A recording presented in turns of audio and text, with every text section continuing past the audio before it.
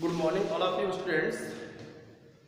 आज मैं आप लोगों के लिए एक नया सब्जेक्ट के साथ मिलता हूँ जिसका नाम होगा बायोलॉजी।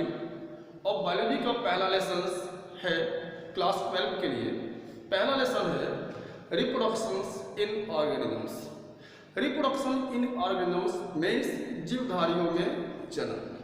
तो आज मैं ये क्लास में आपको पढ़ाऊंगा और आप लोग बहुत ही ध्यान से इस लेक्चर को सुनिएगा। काफ़ी इंटरेस्टेड टॉपिक है। क्या रिप्रोडक्शन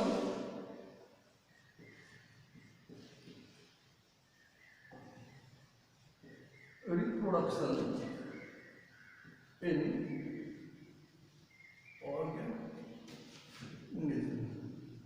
जीवधारियों में जन्म। ठीक है, जीवधारी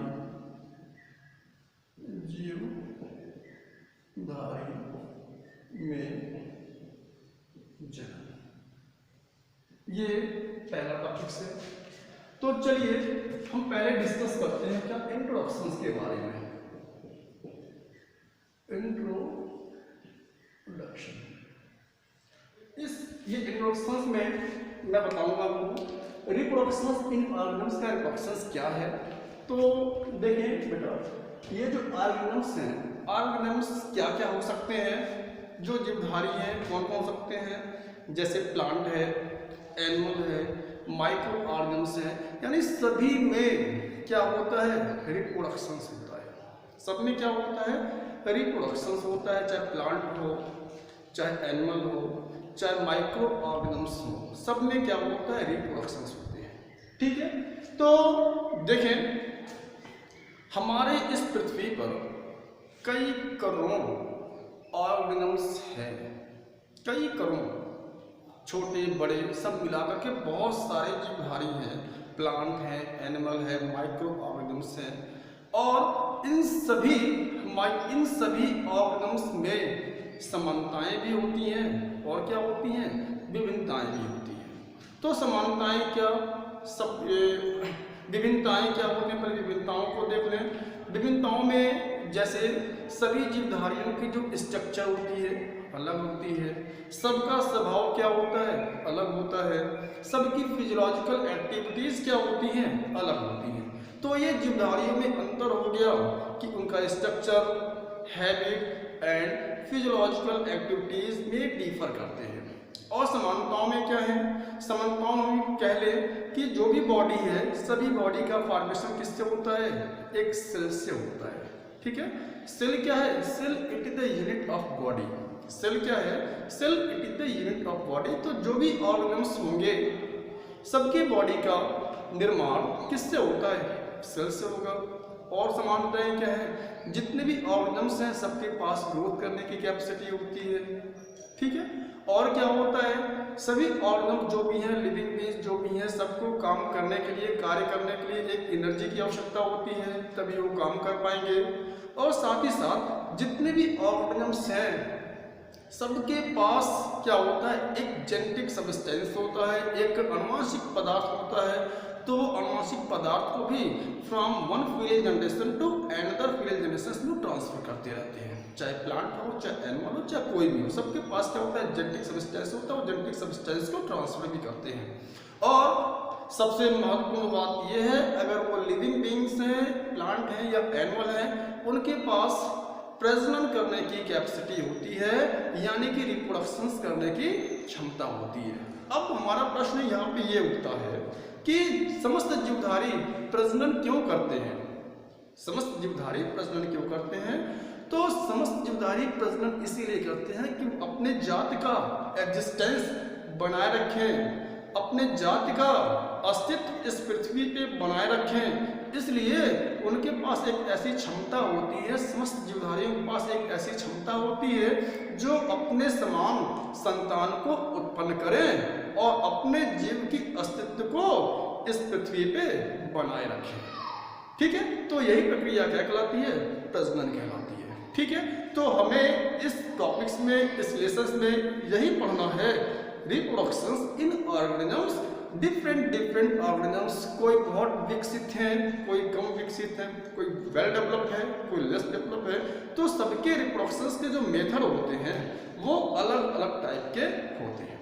ये क्लियर हो गया कि समस्त जीवधारियों के पास एक बहुत ही इंपॉर्टेंट प्रोसेस होता है जिसे कहते हैं प्रजनन, और उस प्रजनन के थ्रू वो अपने ही समान संतान को उत्पन्न करते हैं और साथ ही साथ इस पृथ्वी पर अपने अस्तित्व को, अपने एग्जिस्टेंस को बनाए रखते हैं। ये क्लियर हो गया। जब देखिए, जब कोई भी नया जीव इस पृथ्वी पर आएगा, ठीक है, तो बहुत सारी क्रियाएं करते हैं यहाँ पे आकर के, ठीक है, और समय के साथ साथ उसमें परिवर्तन भी होता रहता है, छोटे से बड़ा होगा, बड़ा से और बड़ा होगा, उसके जीवन में कई घटनाएं आएंगी।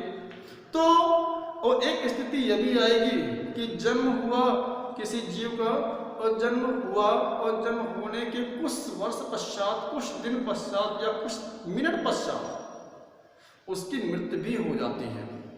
सभी जीवधारियों का लाइफ स्पान एक समान तो होता नहीं है, ये डिपेंड करता है कि वो कितना डेवलप है। अगर बहुत डेवलप होगा उसका लाइफ स्पान ज़्यादा होगा, जो कम डेवलप होंगे, बहुत ही सरल होंगे, उनका life span, life cycle, life के जीवन की जो अवधि होती है वो कम होती है। तो डिफरेंट डिफरेंट ऑर्गेनिजम्स की, डिफरेंट डिफरेंट जीवों की लाइफ स्पान इस पृथ्वी पे क्या होती है, एक फिक्स होती है, एक निश्चित होती है। ठीक है, तो लाइफ स्पान की बात कर लें। लाइफ स्पान, लाइफ स्पान क्या है? लाइफ स्पान कहता है ये, जब कोई बॉडी, जब कोई जीव बर्थ लेता है, क्या लेता है? बर्थ, जन्म होता है, और जन्म से लेकर के डेथ, जन्म से लेकर के डेथ का जो टाइम होता है, ठीक है, जब कोई बॉडी जन्म लेता है और जन्म से लेकर के मृत्यु तक के बीच का जो समय होता है, यही समय क्या कहलाता है? यही समय लाइफ स्पान कहलाता है। ठीक है, यही समय क्या कहलाता है? लाइफ स्पान कहलाता है। मैंने बता दिया, इस पृथ्वी पे कोई अमर तो है नहीं, जो आएगा उसको मरना है। अब कोई जीव जब आया और वो मृत्यु तक गया, और जन्म से लेकर के मृत्यु तक के बीच का जो समय हुआ उस जीव का, वही टाइम उस स्पेशल जीव का क्या कहलाता है? लाइफ स्पान कहलाता है।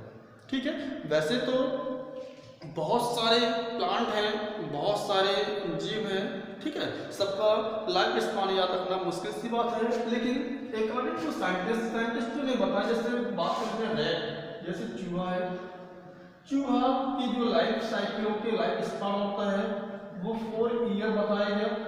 ठीक है, चूहा।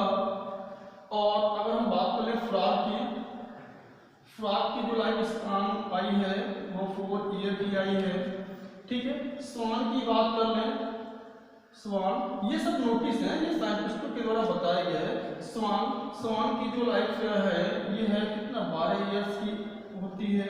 ठीक है, मैन की बात कर लें, अगर आदमी की बात कर ले तो आदमी की जो लाइफ स्पान होती है वो 100 ईयर की होती है। ठीक है, पीपल ट्री की बात कर ले, किसकी? पीपल ट्री की बात कर ले, पीपल ट्री की जो लाइफ स्पान होती है 2000 से 3000 वर्ष की होती है। ठीक है, अगर हम पैरट की बात कर लें, पैरट की जो लाइफ स्पान होती है 140 ईयर्स की होती है। ठीक है, 140 ईयर्स की होती है। अगर डॉग की बात कर लें, डॉग की बात कर लें तो ये मानते हैं 12 से 13 ईयर्स की होती है। तो इस प्रकार से ये कुछ लाइफ स्पान दिया गया है, बहुत सारे हैं। ठीक है ना, तो ये लाइफ स्पान 4 वर्ष, 9 वर्ष, 1200, 2000, 3 से 3000, और अगर हम ये बनाने की बात कर लें 200 से 300 वर्ष की उसका लाइफ स्पान होता है। डॉग का 12 से 13, पैरट का 140 वर्ष। इस प्रकार से ये जो टाइम है, ये टाइम क्या है? जन्म से लेकर के मृत्यु तक के बीच का जो समय होता है समस्त जीवधारियों का, समस्त जीवधारियों का जन्म से लेकर के मृत्यु तक, यानी बर्थ से लेकर के डेथ तक के बीच का जो टाइम होता है, वही टाइम उस स्पेशल जीव का क्या कहलाता है? लाइफ स्पान कहलाता है। एक चीज मैं और आपको बता दूं, जैसे किसी व्यक्ति का जन्म हुआ, जैसे बर्थ हुआ, बर्थ, ठीक है, बर्थ हुआ, बर्थ में क्या होगा, बेबी, क्या होगा, बेबी, ठीक है। बेबी बड़ी हुई, बड़ी होने के बाद में ये क्या होगा, ये अपने एक अवस्था को प्राप्त करेगा, इसे कहते हैं क्या, एडल्ट। कौन सा स्टेट, एडल्ट स्टेट। और एडल्ट के बाद एक अवस्था आता है, उसे कहते हैं एजिंग। क्या कहते हैं उसे, एजिंग कहते हैं। एजिंग के बाद एक स्टेट और आएगा, उसे कहते हैं सेनेसेंस, सेनेसेंस कहते हैं। अब देखिए ये घटना है, ये जन्म के बाद की तुरंत घटना होती है, और जैसे जैसे बेबी एटमॉस्फेयर में रहेगा, पोषण करेगा, वृद्धि करेगा और कई क्रियाकलाप करते हैं, तो फिर यहाँ पे ये एडल्ट की अवस्था प्राप्त करता है। और एडल्ट के बाद फिर क्या आता है, बुढ़ापा आ जाता है। और बुढ़ापा के बाद क्या होगा, एकदम मरने वाली अवस्था हो जाती है, और इसके बाद उस व्यक्ति की क्या हो जाती है, डेथ हो जाती है। क्या हो जाती है, डेथ। यानी बर्थ से कहाँ तक, डेथ के बीच में जो समय हुआ वही समय लाइफ स्पान कहलाया। लेकिन ये जो समय होता है एडल्ट वाले स्टेज में, एडल्ट वाले स्टेज में ही जीवधारी क्या करते हैं, रिप्रोडक्शन करते हैं। एडल्ट वाले स्टेज में ही जीवधारी क्या करते हैं, रिप्रोडक्शन करते हैं। अब रिप्रोडक्शन के तरीके क्या है, अब ये किस बात पे डिपेंड करेगा, कौन सा जीव किस टाइप का रिप्रोडक्शन करता है, ये डिपेंड करता है उसके डेवलप पे डिपेंड करता है, वो कैसा जीव है, ठीक है ना। तो बहुत से जीव ऐसे होते हैं, अगर सेक्सुअल रिप्रोडक्शन की बात कर लेते हैं, सेक्सुअल रिप्रोडक्शन की बात करते हैं, बहुत से जीव ऐसे होते हैं जिसमें इंडिविजुअल बॉडी में ही, एक ही बॉडी में मेल सेक्स आर्गन और फीमेल सेक्स आर्गन दोनों होते हैं। तो ऐसे जीव क्या कहलाते हैं, हर्माफ्रोडाइट कहलाते हैं, या बाइसेक्सुअल कहलाते हैं, या मोनोइसियस कहलाते हैं। तीन नामों से इसको दे सकते हैं, बाइसेक्सुअल, हर्माफ्रोडाइट या मोनोइसियस कह सकते हैं, कहते हैं, ठीक है। और यदि मेल सेक्स आर्गन और फीमेल सेक्स आर्गन अलग अलग बॉडी में हो तो ऐसे जीव यूनिसेक्सुअल जीव, यूनिसेक्सुअल ऑर्गेनिजम्स कहलाते हैं, और इसे हम यूनिसेक्सुअल कहते हैं, या और क्या कहेंगे, डायोइसियस कहते हैं। यानी डायोइसियस मींस क्या, both sex are present in different individual body, and monoecious means both sex organ as male sex organ and female sex organ present in individual body, same body. So this type of organisms are called as bisexual, hermaphrodite or monoecious. Okay, तो यहाँ पे इस अवस्था में adult में जीवधारी organs क्या करते हैं, रिप्रोडक्शन करते हैं, ठीक है। जैसे बेबी है, कोई बच्चा है, बड़ा हुआ, तो जैसे जैसे वो बड़ा होगा उसके इंटरनल ऑर्गन जो होते हैं कम विकसित होते हैं, लेकिन जैसे ही एक उम्र आती है 12, 13, 15, तो उसके अंदर तमाम सेक्सुअल हार्मोन्स का फॉर्मेशन होता है, और फॉर्मेशन होने के बाद में अब they are capable to reproduce, ठीक है। और साथ ही साथ प्लांट की बात में आप देखते हैं, खेतों में हम बीज बोते हैं तो पहले क्या होता है, रेडिकल प्लिम्यूल निकलते हैं, रेडिकल से रूट होता है, प्लिम्यूल से शूट सिस्टम आता है, शूट सिस्टम के बाद फिर स्टेम आएंगे, लीफ आएंगे, ठीक है। ये प्लांट की वेजिटेटिव पोर्शंस हो जाते हैं। लेकिन जैसे ही प्लांट में फ्लावरिंग आ जाता है, फूल आ जाता है, तो इसका मतलब अब प्लांट का एक दूसरा स्टेज आ गया, और उस स्टेज को कहते हैं क्या, उस स्टेज को कहते हैं रिप्रोडक्टिव स्टेज ऑफ प्लांट, ठीक है। क्योंकि जो फ्लावर होता है, फ्लावर ही प्लांट का रिप्रोडक्टिव पार्ट होता है, और उसी में रिप्रोडक्शंस होते हैं, ठीक है। चलिए ये तो क्लियर हो गया, रिप्रोडक्शन एडल्ट के टाइम में कोई जरूरी नहीं है कि एडल्ट अपने लाइफ स्पान में एक ही बार रिप्रोडक्शन करता है, ऐसा कोई जरूरी नहीं है। एडल्ट जो ऑर्गेनिजम्स होते हैं अपने लाइफ स्पान में एक से अधिक बार रिप्रोडक्शन कर सकते हैं, और अपने समान संतान को उत्पन्न भी करते हैं, ठीक है। ये पॉइंट नोट करना, ये कोई जरूरी नहीं है कि एडल्ट के स्टेज में आकर के जीवधारी एक ही बार रिप्रोडक्शन करे, नहीं, अपने लाइफ स्पान में, अपने लाइफ स्पान में जीवधारी एक से अधिक बार रिप्रोडक्शन कर सकते हैं और अपने समान संतान को उत्पन्न करते हैं। ठीक है, और ये एजिंग के स्टेज जो होती है, एजिंग के स्टेज आते आते इनका मतलब ये बुढ़ापा हो जाता है, ये स्टेज बुढ़ापा का स्टेज होता है। बहुत सारे ऑर्गन्स जो होते हैं अपना सही तरह से फिजियोलॉजिकल एक्टिविटीज नहीं कर पाते हैं। ठीक है, इसके बाद सेनेसेंस की अवस्था आती है। यहाँ पे तमाम ऑर्गन धीरे धीरे क्या होते हैं, अपना वर्क करना बंद कर देते हैं, और जब बंद कर देंगे अपना वर्क करना तो एक कंडीशन ऐसी आएगी, उस बॉडी क्या हो जाएगी, डेथ हो जाएगी। तो यहाँ से लेकर के यहाँ तक का जो समय ऑर्गन्स गुजारा है वही समय लाइफ स्पान कहलाता है। ठीक है, तो चलिए ये तो कुछ इंट्रोडक्शन हुआ। अब हम मेन टॉपिक्स पे आते हैं, क्या रिप्रोडक्शन क्या है। चलिए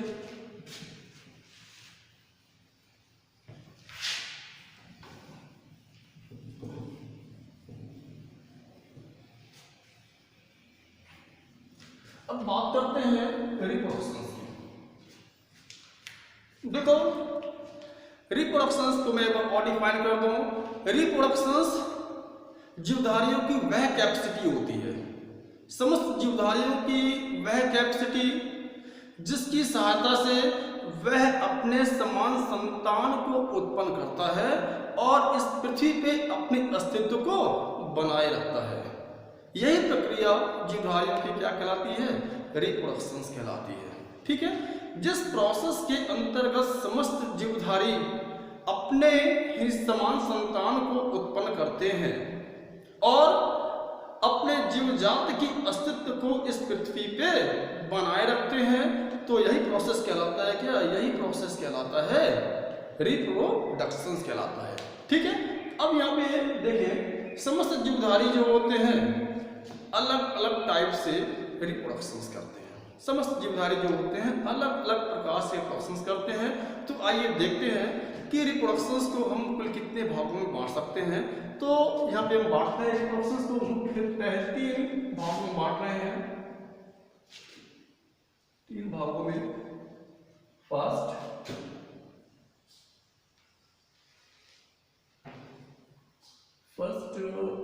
सेकंड और थर्ड।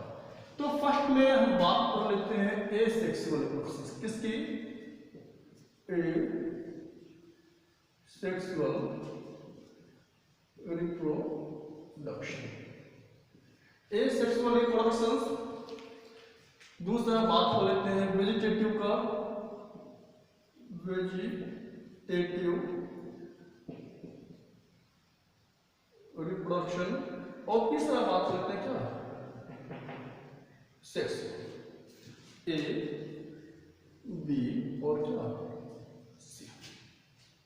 अब यहाँ पे ये तो स्पष्ट है, एसेक्सुअल और सेक्सुअल, ये इसकी हिंदी होती है अलैंगिक, ये वर्दी मीन्स वेजिटेटिव और ये लैंगिक।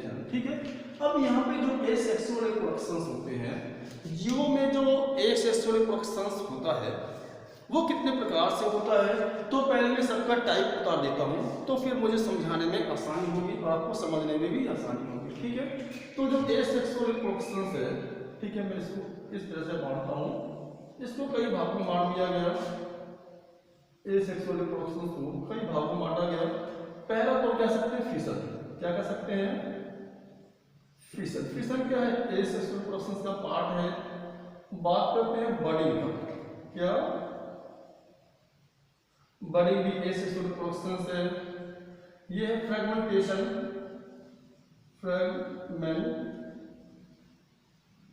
फ्रेगमेंटेशन। ठीक है, ये है रीजनरेशन,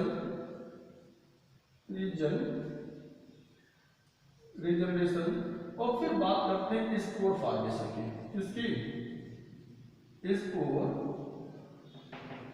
फॉर्मेशन। ठीक है, अब ये जो स्पोर होते हैं, स्पोर निम्नलिखित टाइप के होते हैं। स्पोर निम्नलिखित टाइप के होते हैं जो कि आपको पढ़ना भी है। पहला होता है जैसे मान लीजिए जूस्पोर, दूसरा आप पढ़ेंगे प्लेनोस्पोर,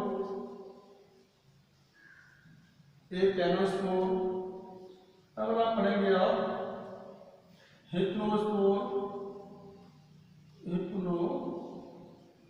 हिप्नोस्पोर पढ़ेंगे। नेक्स्ट एक आईलेट पढ़ते हैं। अगला पढ़ेंगे आप ये क्लेमाइडोस्पोर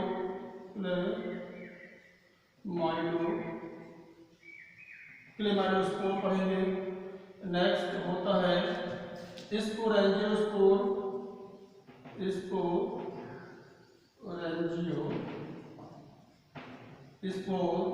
नेक्स्ट होता है कोलिडिया। क्या होता है? कोलिडिया। ये सारे के सारे क्या है? ये सब स्पोर फॉर्मेशन स्पोर है। तो ये स्पोर भी क्या करते हैं? न्यू प्लांट को जर्मिनेट करते हैं। स्पोर जो स्पोर द्वारा, एक प्लानोस्पोर द्वारा, हिप्नोस्पोर द्वारा, एक आइलेट द्वारा, क्लेमाइडोस्पोर द्वारा, स्पोरेंजियोस्पोर द्वारा, कोलिडिया द्वारा। ठीक है, इस तरह से ये होता है। अब देखें यहाँ पे जो बात करते हैं वेजिटेटिव रिप्रोडक्शन जो होते हैं, वेजिटेटिव रिप्रोडक्शंस, तो यहाँ पे पहले देख लेते हैं फिशंस। ये जो फिशंस है, फिशंस को दो भागों में बांटा गया है। फिशन दो प्रकार से होता है। एक होता है बाइनरी फिशन। क्या होता है? बाइनरी फिशन होते हैं। और एक फिशन होता है क्या? Multiple fission. Multiple fission. ठीक है। और इसी प्रकार से जो बडिंग होता है, बडिंग भी दो टाइप से होते हैं।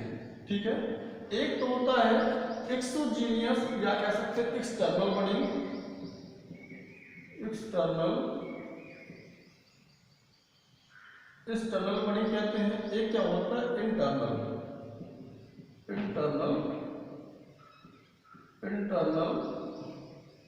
बडिंग कहते हैं।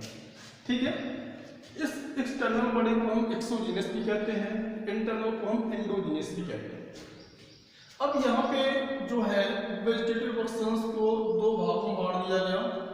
दो टाइप से वेजिटेटिव रिप्रोडक्शंस होते हैं। एक तो होता है नेचुरल। क्या होता है? एक तो होता है नेचुरल, एक होता है आर्टिफिशियल। एक क्या होता है? आर्टिफिशियल। ठीक है, एक नेचुरल वेजिटेटिव रिप्रोडक्शंस, एक क्या होता है? आर्टिफिशियल।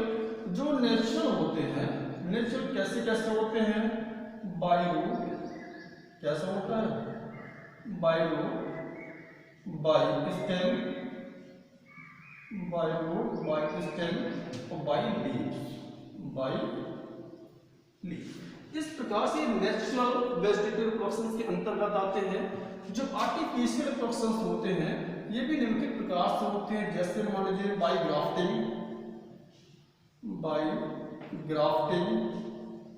ठीक है, बाय कटिंग और क्या?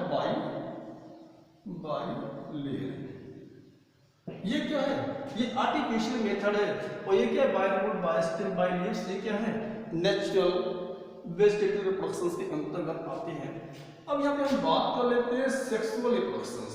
तो ध्यान दें, सेक्सुअल रिप्रोडक्शंस में मेल गैमेट और फीमेल गैमेट ही भाग लेते हैं। ठीक है ना? एक मेल बॉडी होगा और एक क्या होगा? फीमेल बॉडी होगा। मेल बॉडी से मेल गैमेट और फीमेल बॉडी से क्या? Female gamete. अगर हम मैन की बात करते हैं तो वहाँ पे उस गैमेट को हम ओवम और स्पर्म का नाम देते हैं। अगर प्लांट बॉडी की बात करते हैं तो वहाँ पे उस गैमेट को हम कहते हैं क्या? पॉलन ग्रेन का नाम देते हैं और एक्सेल का नाम देते हैं। ठीक है, तो यहाँ पे सेक्सुअल रिप्रोडक्शंस में क्या होता है? फ्यूजन होना होता है, सिंगैमी होती है। और सिंगैमी का मतलब क्या होता है? जब एक मेल गैमेट और एक क्या? फीमेल गैमेट परस्पर आपस में फ्यूज कर जाती हैं तो एक प्रोसेस क्या कहलाता है? सिंगैमी कहलाती है। और इसे कहते हैं क्या? फर्टिलाइजेशन भी कहते हैं। ठीक है, जब एक मेल गैमेट और एक फीमेल गैमेट परस्पर आपस में एक साथ मिलते हैं तो ये प्रोसेस क्या होता है? क्या? सिंगैमी। और इसे क्या कहते हैं? फर्टिलाइजेशन कहते हैं। तो जो सिंगैमी हो रहा है सेक्सुअल प्रोसेस में, ये सिंगैमी निम्नलिखित प्रकार के हो जाते हैं। ये सिंगैमी निम्नलिखित प्रकार के हो जाते हैं। जैसे मानते हैं क्या? होलोगैमी और आइसोगैमस। अगला है एंड आइसोगैमस एनाइसोगैमस। नेक्स्ट है आउटोगैमस। आउटोगैमी। एक होता है पीडोगैमी भी होता है। ठीक है, अगर हम सोर्स के अकॉर्डिंग देखते हैं, अकॉर्डिंग टू सोर्स,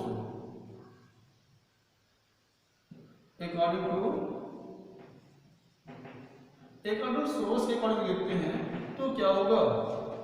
इंडोगैमस,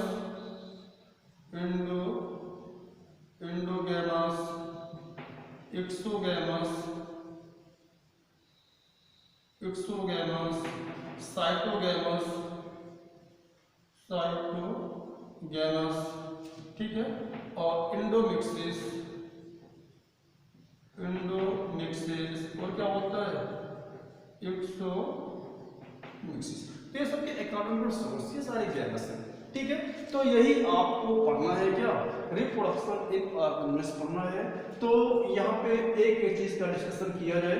ठीक है, एसेक्सुअल रिप्रोडक्शन क्या है, वेजिटेटिव क्या है, वेजिटेटिव के पार्ट क्या है, इस पार्ट में क्या होगा, इस पार्ट में क्या होगा, सेक्सुअल रिप्रोडक्शन क्या है। और इसमें देखो इंपॉर्टेंट क्या है, बोर्ड एग्जामिनेशन में जो क्वेश्चंस बनते हैं वो तो या तो यहाँ से उठा ले, एसेक्सुअल रिप्रोडक्शन उठा ले, या तो फिर क्या सेक्सुअल रिप्रोडक्शन उठा ले। ठीक है, और यहाँ पे आपको ये जानना के भी जरूरी है कि नेचुरल वेजिटेटिव प्रोसेस में कैसे होता है, रूट से कैसे होता है, स्टेम्स कैसे होते हैं, लीव्स कैसे होते हैं, बायोआर्टिफिशियल ग्राफ्टिंग, कटिंग, लेयरिंग क्या है। जैसे आप भी कहते हो कि हम मार्केट में गए, कहीं नर्सरी में गए तो वहाँ से पौधा ले आए तो कहते हैं भाई ये क्या है, कलमी है। क्या है ये? कलमी। तो कुछ इस प्रकार से कोई ग्राफ्टिंग की जाती है प्लांट्स की। ठीक है, ये आर्टिफिशियल मेथड के हिसाब से होता है। ठीक है, तो चलिए हम एक एक चीज का डिस्कस करते हैं। सबसे पहले डिस्कस करते हैं क्या, एसेक्सुअल रिप्रोडक्शन का। चलो, तो मैं इतना क्वेश्चन मिटाता हूँ, आप लोग इसका स्क्रीनशॉट ले लीजिए। तो मैं इसको मिटाऊँ तो मैं डिस्कस करूँगा यहाँ एसेक्सुअल फिशन, बडिंग, फेर्मेंटेशन, ये सब क्या है। ठीक है, तो मैं इसको मिटाता हूँ, एक एक चीज का डिस्कशन किया जाए।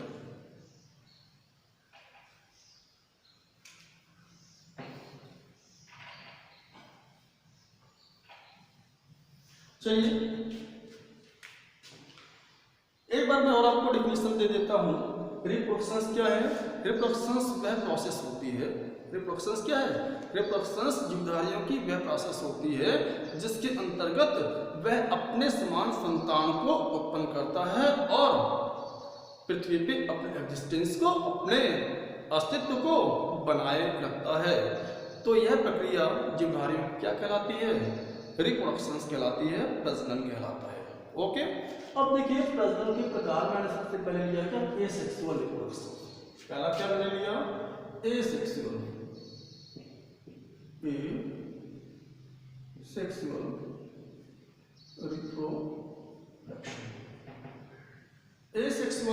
रिप्रोडक्शन देखो नाम से ही स्पष्ट है, लैंगिक और अलैंगिक दो चीज है। तो ये एसेक्सुअल इसका मतलब क्या, अलैंगिक। ठीक है ना, अगर लैंगिक जन्म होता तो लैंगिक जन्म में क्या होता, जब दो रिप्रोडक्टिव सेल परस्पर आपस में फ्यूज करते हैं और फर्टिलाइजेशन करते हैं, जाइगोट बनाता है, उससे एक नए पौधे का या नए बेबी का जन्म होता है। तो इस प्रकार के रिप्रोडक्शन कहते हैं क्या, सेक्सुअल रिप्रोडक्शन कहते हैं। लेकिन यहाँ पे क्या है, एसेक्सुअल रिप्रोडक्शन से हम ये कहेंगे ऐसा जन्म, ऐसा रिप्रोडक्शन जिसमें बिना दो रिप्रोडक्टिव सेल के मिलने से, ठीक है, दो रिप्रोडक्टिव सेल्स परस्पर आपस में ना मिले, ठीक है, संयुग्मन ना हो, ठीक है, बिना संयुग्मन के ही नए पौधे का, नए जीव का निर्माण हो जाए, तो ऐसा रिप्रोडक्शन क्या कहलाता है, ऐसा रिप्रोडक्शन एसेक्सुअल रिप्रोडक्शन कहलाता है। एक बार और कि एसेक्सुअल रिप्रोडक्शन ऐसे रिप्रोडक्शन होते हैं जिसमें बिना रिप्रोडक्टिव सेल्स के संयुग्मन हुए ही नए पौधे का, नए जीव का निर्माण हो, ऐसे रिप्रोडक्शंस क्या कहलाते हैं, ऐसे रिप्रोडक्शंस एसेक्सुअल रिप्रोडक्शंस कहलाते हैं। यहाँ पे एक टॉपिक आता है एपोमिक्सिस।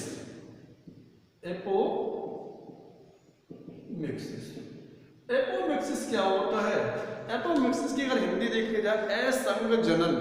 असंग जनन का मतलब क्या कि दो डिफरेंट बॉडी हैं, दो डिफरेंट बॉडी के जो रिप्रोडक्टिव सेल्स हमारे हैं, उस वो रिप्रोडक्टिव सेल्स आपस में फ्यूज ना करें।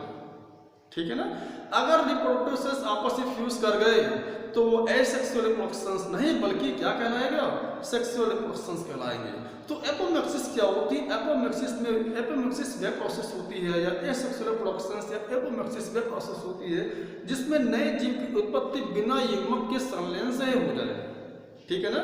इस प्रकार का रिप्रोडक्शन जिसमें नए जीव की ओरिजिन बिना रिप्रोडक्टिव सेल्स के फ्यूजन से ही हो जाती है, तो ऐसा इस प्रकार का रिप्रोडक्शन क्या कहलाएगा, एसेक्सुअल रिप्रोडक्शन कहलाएगा। और इसे हम एपोमिक्सिस भी कहते हैं। क्या कहते हैं, इसे हम एपोमिक्सिस भी कहते हैं। एक बार और, कि नए जीव का निर्माण हो वो भी बिना युग्मक के संलयन से, ठीक है, बिना युग्मक के संलयन से नए पौधे का या नए जीव का निर्माण हो, तो इस प्रकार का जो रिप्रोडक्शन होता है वो एसेक्सुअल रिप्रोडक्शन कहलाता है। It is clear. चलिए अब यहाँ पे जो एसेक्सुअल रिप्रोडक्शन को निम्नलिखित 5 भागों में बांट दिया गया। कितने टाइप्स होते हैं, 5 टाइप्स होते हैं, first, second, third, fourth and 5, ठीक है। तो यहाँ एक एक चीज का डिस्कस करते हैं। सबसे पहले क्या है, फिशन। सबसे पहले क्या है, फिशन, फिशन। फिशन क्या है, फिशन मीन्स क्या होता है, विखंडन, ठीक है। फिशन मीन्स क्या होता है, विखंडन। विखंडन में बताया गया कि विखंडन एसेक्सुअल रिप्रोडक्शन की एक ऐसी प्रोसेस होती है जिसमें जीवधारी माइटोसिस डिविजन्स के द्वारा, कैसा, माइटोटिक डिविजन्स के द्वारा यानी विभाजन करता है, और विभाजन करने के बाद में वो 1 से 2 भाग में बढ़ जाएगा और भी भाग में बढ़ जाएगा, ठीक है।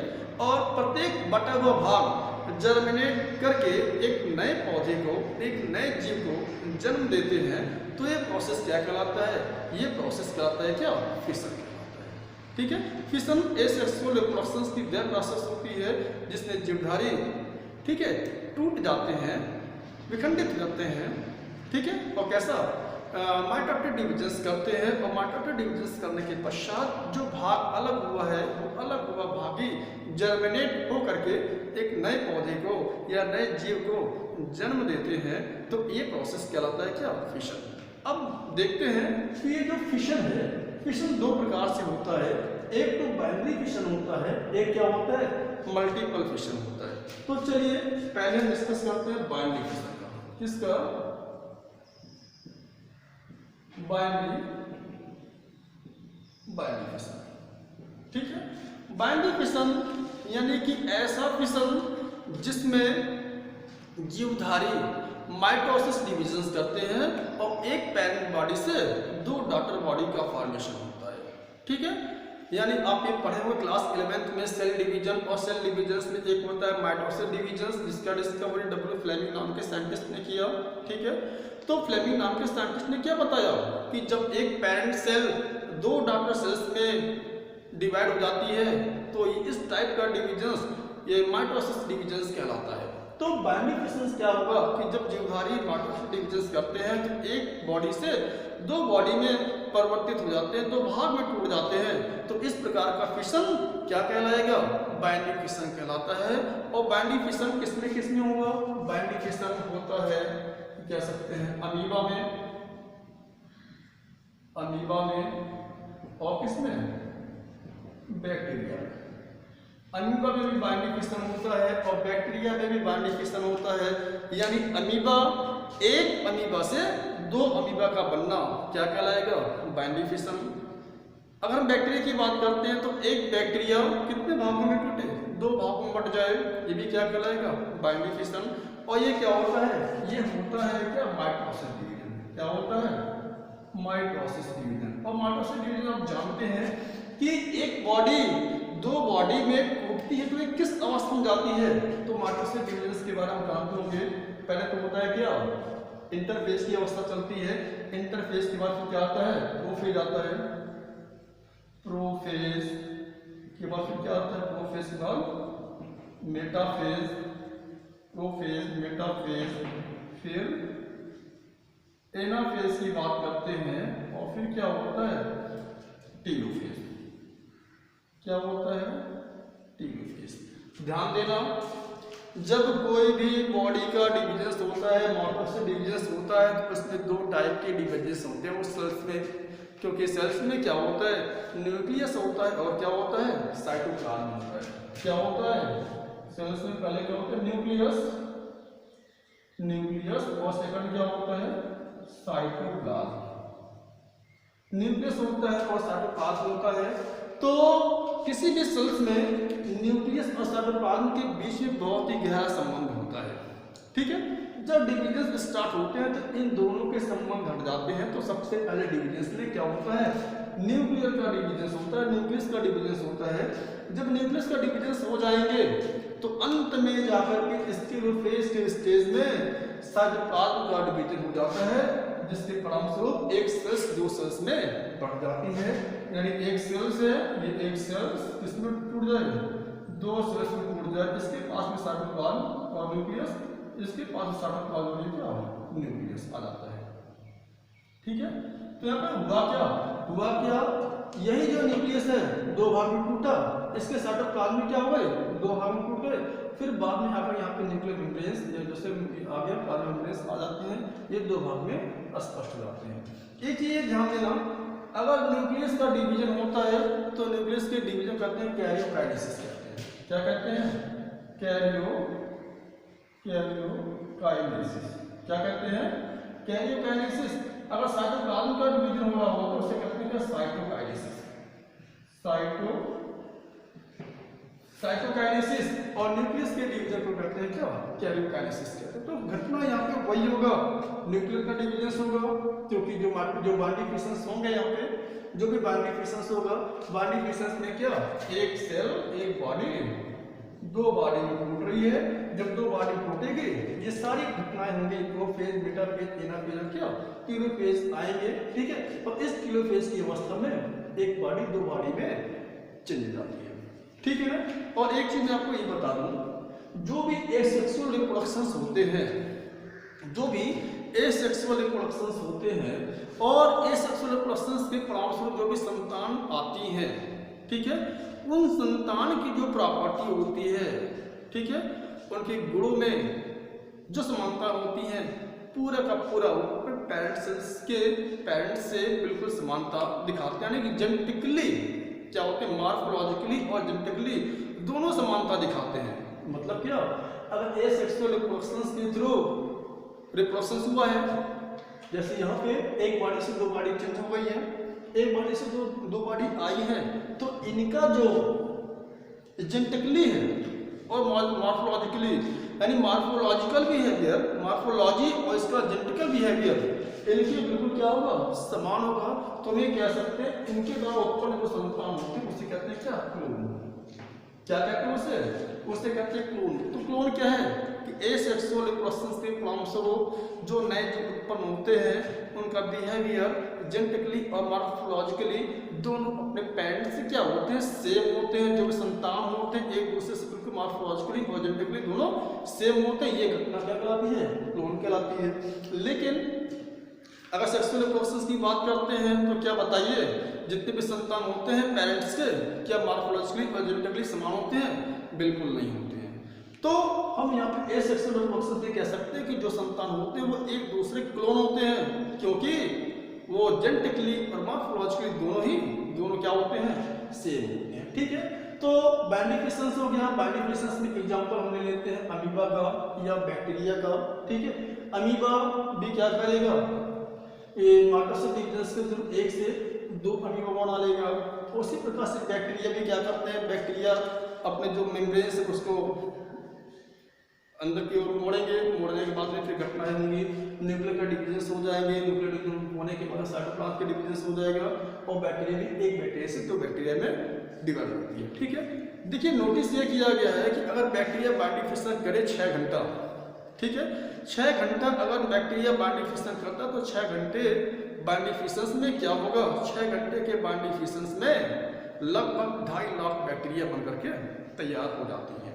ठीक है, 2.5 लाख बैक्टीरिया तैयार हो जाती हैं।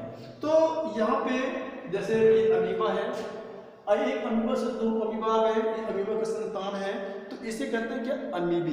क्या कहेंगे, अमीबा की जो डॉटर्स होते हैं, आप स्प्रेन होते हैं, अमीबा के डॉटर या स्प्रेन को कहते हैं क्या, अमीबी का नाम देते हैं। ठीक है, तो ऐसा फिशन जिसमें एक बॉडी से दो बॉडी का निर्माण होता है वो कहलाता है क्या, बाइनरी फिशंस कहलाते हैं। चलिए अब इसी का दूसरा क्या है, मल्टीपल फिशन। दूसरा क्या है,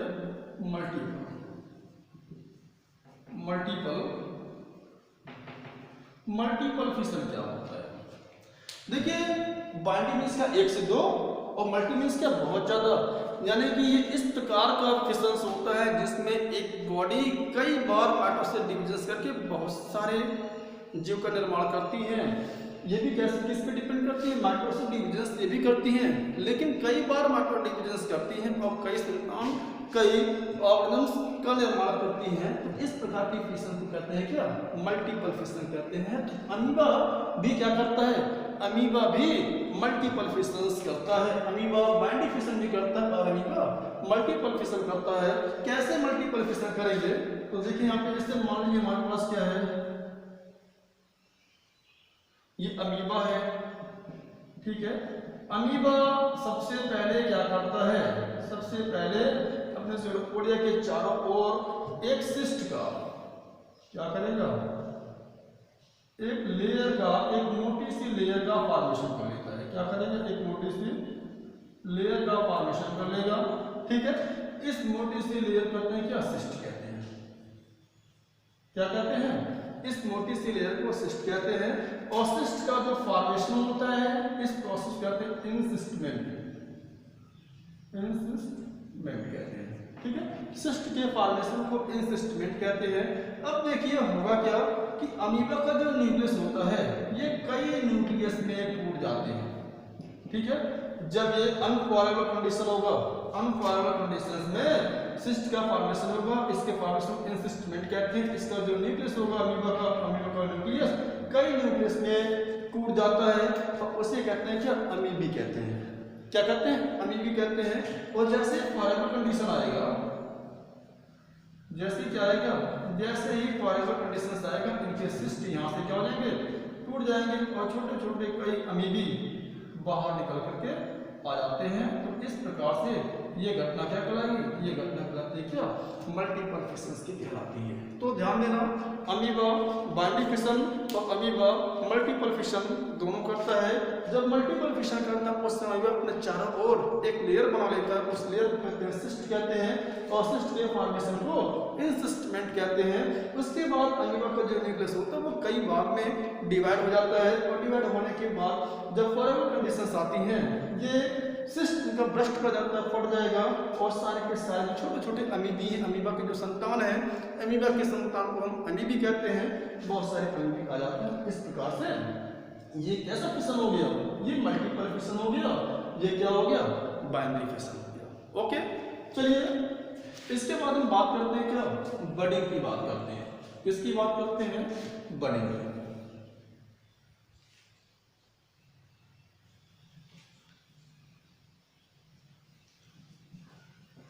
बडिंग क्या है,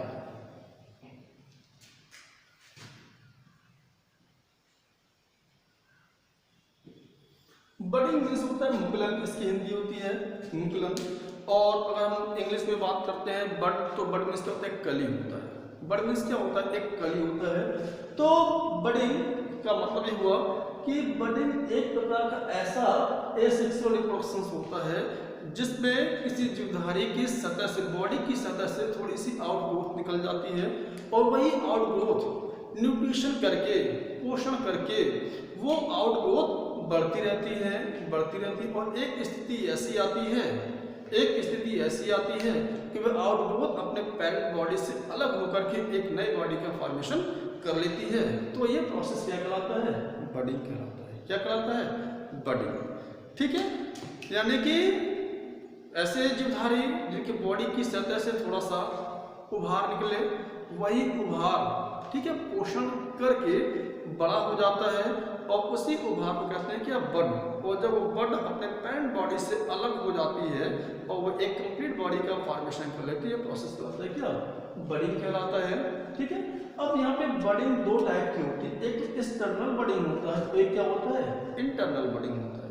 ठीक है, अब एक्सटर्नल बडिंग जैसे हाइड्रा की बात कर लें, हाइड्रा, ठीक है,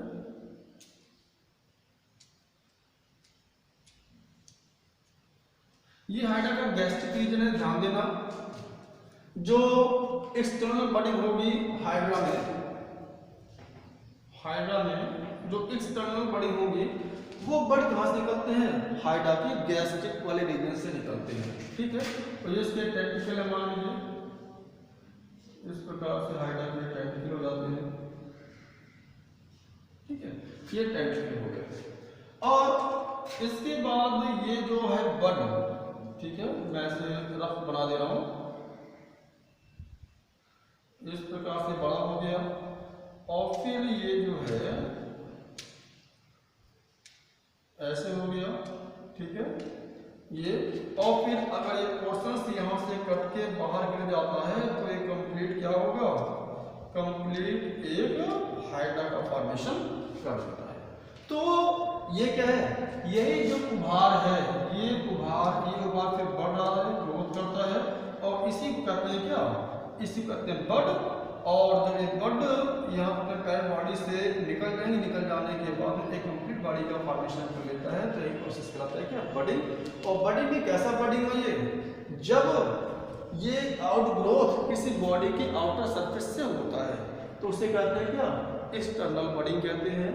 और इंटरनल बडिंग यानी इंडोजीनियस भी कह सकते हैं। इंडोजीनियस बडिंग क्या होता है, जब ऐसा उभार क्या हो किसी बॉडी के अंदर, ऐसा उभार क्या हो किसी बॉडी के अंदर होता है, तो उसे कहते हैं क्या, इंटरनल बडिंग। इंटरनल बडिंग जैसे हम ये कह सकते हैं, ये एक्सटर्नल बडिंग किसमें हो गया, हाइड्रा हो गया, किसमें हो गया, हाइड्रा, जो मैंने आपको बता दिया।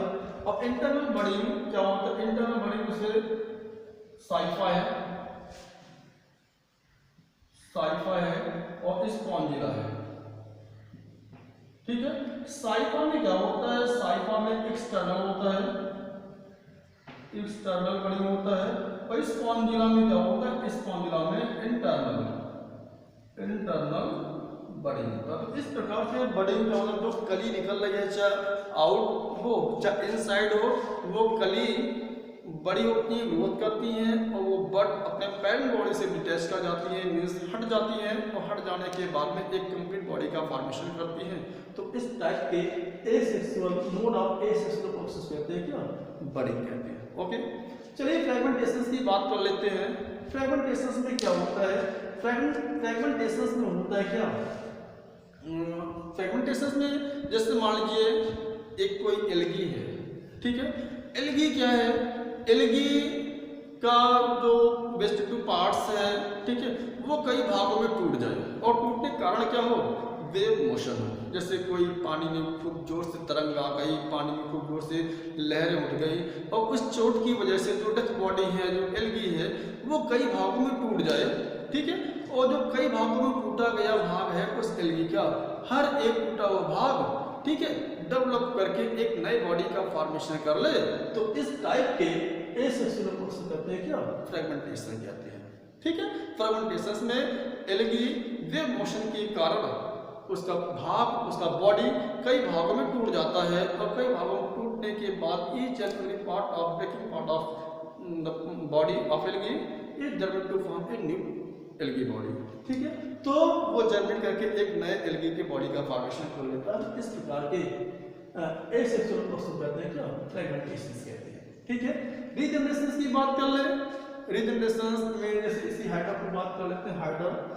हाइड्रा को अगर कई भागों में काट दें, कई टुकड़ों में काट दें, ठीक है, हाइड्रा को कई टुकड़ों में काट दें, और काटने के बाद में जितना इसका एक एक पार्ट्स है, और हर एक पार्ट पुनः डेवलप करके एक नए हाइड्रा का फॉर्मेशन करता है, कर लेता है, तो इस क्षमता को हम कहते हैं क्या, रीजनरेशन कहते हैं। क्या कहते हैं, रीजनरेशन कहते हैं, पुनरुद्भवन कहते हैं। और पुनरुद्भवन की कैपेसिटी सबसे ज्यादा मात्रा में हाइड्रा में ही पाई जाती है। इस हाइड्रा को आप कितने भी भागों में काटें, और प्रत्येक कटा हुआ भाग डेवलप करके एक नए हाइड्रा का फॉर्मेशन करता है, तो ये घटना क्या कहलाती है, रीजनरेशन कहलाती है। ठीक है। स्पोर फॉर्मेशन की बात कर लें, देखिए स्पोर फॉर्मेशन मुख्य रूप से ये यूनिसेलुलर सेल्स में होते हैं, बहुत ही सरल यानी सिंपल ऑर्गेनिल्स में होते हैं। इसमें क्या होता है, स्पोर में क्या होता है, साइटोप्लाज्म होगा, ये क्या होगा, साइटोप्लाज्म होते हैं, और इस साइटोप्लाज्म में क्या होता है, एक न्यूक्लियस होता है, स्फेरिकल नेचर होती है, इसी कहते हैं क्या, स्पोर। ठीक है। स्पोर का जर्मिनेशन हमेशा कब होता है, फॉरेबल कंडीशन में। किसमें होता है, फॉरेबल कंडीशंस में होते हैं। तो स्पोर जर्मिनेट करके एक नए प्लांट बॉडी का निर्माण करते हैं, उसे कहते हैं क्या, उसे कहते हैं क्या, स्पोर कहते हैं। अब स्पोर कई टाइप के हमारे पास, जो स्पोर है, एक प्लानोस्पोर है, हिप्नोस्पोर है, एक आइनेट है, क्लेमाडोस्पोर है, स्पोरेंजियोस्पोर है, और क्या है, कोरेनिया है। ठीक है। तो मैं आपको अभी बता दूं, मैं डायग्राम बनाकर नहीं बताऊंगा, इसका लेक्चर्स में अगले टॉपिक्स में लूंगा, फिर भी मैं आपको ऐसे समझा दे रहा हूं। जो जूस्पोर होते हैं, जूस्पोर जो होते हैं वो मोटाइल नेचर के होते हैं। कैसे होते हैं, जूस्पोर मोटाइल नेचर के होते हैं। जैसे मान लीजिए हमारे पास क्या है, कोई सेल बॉडी है, ठीक है, सेल बॉडी है, ये जो जूस्पोर का जो फॉर्मेशन होता है वो फॉरेबल कंडीशन में, किस कंडीशन में, फॉरेबल कंडीशंस में होता है। होगा क्या, ये जो सेल बॉडी है, ये सेल, इस सेल के अंदर का जो इसका प्रोटोप्लाज्म है, क्या है, प्रोटोप्लाज्म, इस सेल के अंदर का जो प्रोटोप्लाज्म होता है वो एक साथ एसोसिएट कर जाएंगे, और एक साथ एसोसिएट कर जाने के बाद में इसमें माइटोसिस डिवीजन होते हैं। क्या हो जाएंगे, माइटोसिस डिवीजन, यानी 1 से 2, फिर 2 से 4, और 2 से 4 होने के बाद में ये जो स्पोर बने हैं, स्पोर या तो बाइफ्लैजेलेट होंगे या तो मल्टीफ्लैजेलेट होंगे। ये फ्लैजला क्या होता है, इसी फ्लैजला की सहायता से ये स्पोर मोशन करते हैं, और मोशन करते हैं इट मीन्स एक स्थान से दूसरे स्थान पर ट्रांसलोकेट कर जाते हैं। फिर बाद में क्या होगा, बाद में ये इनका जो वाल है, ठीक है, इस पर इसको ये जो वाल है इसका वाल रैप्चर कर जाए, और वाल रैप्चर कर जाने के बाद में ये स्पोर बाहर आते हैं, और गिरने के बाद, जमीन पे गिरने के बाद में जर्मिनेट करके नए प्लांट बॉडी का फॉर्मेशन करते हैं। यहाँ पे ध्यान देना, जो जूस्पोर होता है, जूस्पोर का फॉर्मेशन फॉरेबल कंडीशंस में होते हैं। जूस्पोर मोटाइल नेचर के होते हैं, क्योंकि प्लस फ्लैजला होता है, फ्लैजला में ये बाइफ्लैजेलेटेड होंगे या मल्टीफ्लैजेलेटेड होते हैं या टेट्राफ्लैजेलेटेड होते हैं। ठीक है। इनका प्रोटोप्लाज्म एसोसिएट करेगा, इसके प्रोटोप्लाज्म में माइटोटिक डिवीजन होंगे, 2 से फिर 4 बनाएगा, और इसके बाद जो इसका मेम्ब्रेन है वो जैसे ही मेम्ब्रेन रैप्चर कर जाएगा, रैप्चर करने के बाद सारे के सारे जूस्पोर, ये क्या है, जूस्पोर जर्मिनेट करके नए प्लांट बॉडी का फॉर्मेशन करते हैं। तो इस प्रकार जूस्पोर को कहते हैं क्या, जूस्पोर कहते हैं। ठीक है। अब बात करते हैं एक प्लानोस्पोर की। जिस प्रकार से जूस्पोर का फॉर्मेशन होता है, ठीक उसी प्रकार से एक प्लानोस्पोर का फॉर्मेशन होता है। बस अंतर ये है कि ये मोटाइल होते हैं और ये क्या होते हैं, नॉन मोटाइल होते हैं। इनमें फ्लैजला नहीं होता है। इसमें क्या होता है, इसमें फ्लैजला नहीं होता है। अब बात करते हैं हिप्नोस्पोर की, बात कर लेते हैं। हिप्नोस्पोर क्या होता है, हिप्नोस्पोर एक इसका जो फॉर्मेशन होता है वो अनफॉरेबल कंडीशंस में होते हैं। अब देखिए फॉरेबल कंडीशन और अनफॉरेबल कंडीशंस में क्या मतलब होता है। जो फॉरेबल कंडीशंस होते हैं उस कंडीशन से बॉडी अच्छे प्रकार से सर्वाइव करती है, ग्रोथ करती है, ठीक है।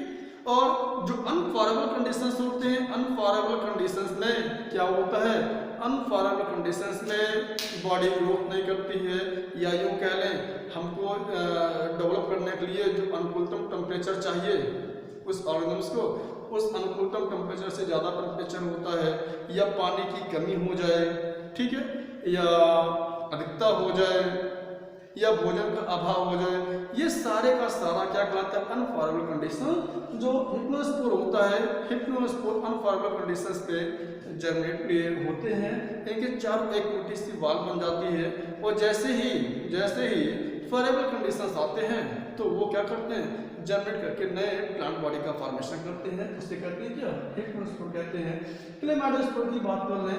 क्लेमाइडोस्पोर जो मिक्रोटो जो राइजोपस होते हैं, राइजोपस जो होते हैं उनकी जो हाइफा होती है, फंगल हाइफा, ठीक है ना, हाइफा, और हाइफा का जो कॉम्बिनेशन होता है उससे एक group of hypha is called as mycelium, यानी कि हाइफा का जो ग्रुप होता है, समूह होता है, उसे माइसिलियम कहते हैं। तो क्लेमाइडोस्पोर जो म्यूकर है, जो राइजोपस होता है हमारा, उसके जो हाइफी पे, ये हाइफी पे ही छोटे छोटे अनफेवरेबल कंडीशंस में एक स्पोर बन जाते हैं, और जैसे ही वो फॉरेबल कंडीशंस आता है तो हाइफा क्या करेगा, हाइफो जो स्पोर है, स्पोर जर्मिनेट करके न्यू प्लांट बॉडी का फॉर्मेशन कर देते हैं। ठीक है, और इस पर जो स्पोर, जैसे हमने देखा राइजोपस में, इस पर जो स्पोर की बात कर लें तो अगर आप देखते हैं राइजोपस इस प्रकार से, ये राइजोपस की बात कर लें, राइजोपस जिसे ब्रेड मोल्ड भी कहते हैं, ये स्पोरेंजियोफोर है, स्पोरेंजियोफोर, ये स्पोरेंजिया, और इस स्पोरेंजिया के अंदर जो छोटे छोटे जो दाने होंगे वो क्या होगा, स्पोरेंजियोस्पोर,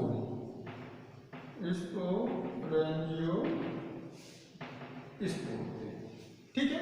तो बाई स्पोरेंजियोस्पोर वाला भी क्या करते हैं, जर्मिनेशन करते हैं। तो प्रत्येक स्पोरेंजियोस्पोर कहाँ होंगे, स्पोरेंजिया होंगे। जब इनकी स्पोरेंजिया यहाँ से ब्रस्ट इस प्रकार सब में होगा, इस प्रकार से यहाँ पे ये सब होगा, ये ब्लैक कलर के होते हैं, इसलिए पूरी की बॉडी, वेजिटेटिव बॉडी ब्लैक दिखाई देती है, इसी हम ब्लैक मोल्ड भी कहते हैं। और सारे के सारे ये स्पोर आकर के गिर जाएंगे, और गिर जाने बाद जर्मिनेट करके नए प्लांट बॉडी का फॉर्मेशन करते हैं। इस प्रकार से क्या हो जाता है, इस प्रकार से इस तरह स्पोर हो जाते हैं। ठीक है, एस्परजिलस की बात करें, एस्परजिलस कोनिडिया, ठीक है। तो यहाँ पे क्या होता है, ये एस्परजिलस है, इनके बॉडी में इस प्रकार से छोटे छोटे स्पोर निकले होते हैं, जिसे कोनिडिया कहते हैं ये, ठीक है। तो इनकी जो कोनिडिया होती है अपने पेरेंट बॉडी से डिटैच कर जाएंगी, हट जाएंगी। हट जाने के बाद में समझ लीजिए ये कोनिडिया है, ये क्या, इसे कहते हैं क्या, कोनिडिया। जब ये कोनिडिया टूट के नीचे आएगा तो भी ये कोनिडिया नीचे टूट के आया तो भी क्या करेगा, एक नए जनरेट करके न्यू प्लांट बॉडी का फॉर्मेशन कर देते हैं। ठीक है, तो इस प्रकार से ये एसेक्सुअल, इस प्रकार से ये ऑर्गेनिज्म्स एसेक्सुअल रिप्रोडक्शन करते हैं। ठीक है, मैं उम्मीद करता हूँ कि आप लोगों को समझ में आया भी होगा निश्चित रूप से। तो जो मैंने पढ़ाया है उसको रिवाइज कीजिएगा। ठीक है, इसका नोट्स बनाएंगे आप अच्छे से, और ये आपका टॉपिक समाप्त होता है। इसके बाद टॉपिक स्टार्ट होगा वेजिटेटिव रिप्रोडक्शंस, और उसके बाद फिर क्या, सेक्सुअल रिप्रोडक्शंस। ठीक है, तो आज का ये टॉपिक हमारा यहीं पे समाप्त होता है, एसेक्सुअल रिप्रोडक्शंस। आप लोग ध्यान से पढ़ते रहिए। ओके, फिर मैं आपको अगले वीडियो में नेक्स्ट टॉपिक के साथ मिलूंगा। Okay, that's all, thank you.